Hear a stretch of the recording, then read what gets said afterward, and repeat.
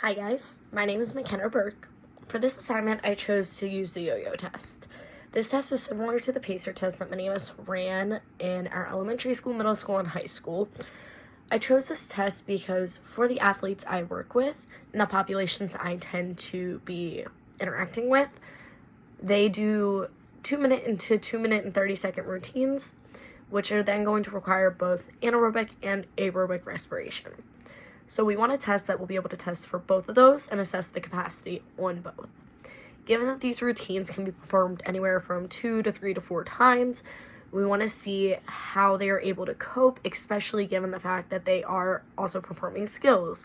These skills are going to require not only that muscular endurance for when they're doing balance skills that they have to hold anywhere from 10 to about 15-20 seconds, to their muscle strength, which I need to look at their 1 rep maxes, what their explosive power is, and how that functions for them.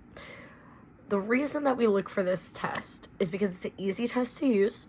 It can be set up just about anywhere, and it is something that when you have an athlete that you're working with, you're able to adjust the test for a more advanced level versus when you have a beginner athlete who maybe hasn't been in the sport long, you don't know any of their capacity, or they're a new athlete to you.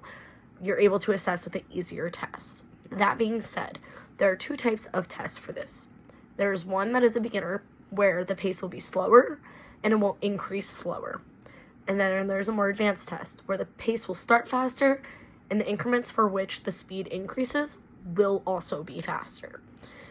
For this test, there's going to be an MP3 that is going to have a beep. This beep is going to tell the athlete that they need to pass the opposite line of cones at the time of the beep.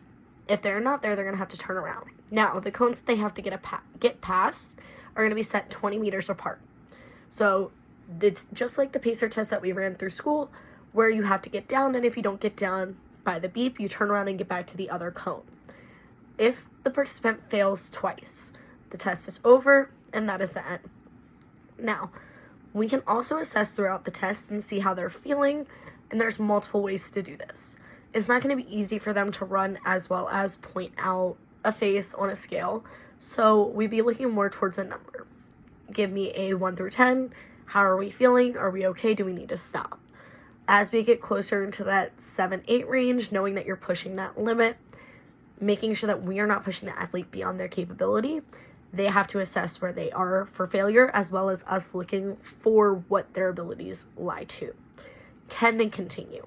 Is their gait getting off? Are they no longer breathing with some exertion but steady? Is it becoming too irregular? Looking for those issues. Some things that we're going to have to consider. Where are we running the test? For me and where I would run it, I'd be able to run it inside of a gym. So I know that I'd be in a climate-controlled environment with an equal floor, that I'm not going to have to worry about a misstep. However, this can be run and performed anywhere. So if this is decided to be performed in, say, a grassy area, we have to adjust for, is it cold? Is it super hot? Are we looking for a heat stroke issue? If it is hot, we need to make sure we're assessing for that as well. For this, there are some alternatives that we can use, right? We can use the Harvard STEP test, which is a relatively easy test as well to perform, where there's a metronome that will be going, and you need to step up and down on a box to the metronome. That metronome stays at the same pace, so we don't need to worry about an increasing pace. However, we do need to look at the length in which that step test is performed. Now, for reliability and validity, we have to discuss the fact that if it is not measured properly, the distance could be off, which makes that test slightly unreliable, especially if it's performed in an area where we don't have a flat surface, we don't have even ground. We also have to look at weather conditions. If they are performing it outside, how does that performance affect the validity of our test, right? Because an athlete who performs it in the cold versus an athlete who performs it in the heat are not going to get the same results. So, did the heat affect this? Did the cold affect this? Did our athlete stretch? We have to look at all of those, and that will be our determining factor.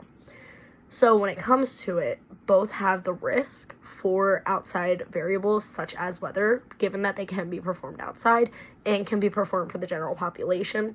And also, given that we're looking with athletes, we have to talk about, does our athlete have a prior injury?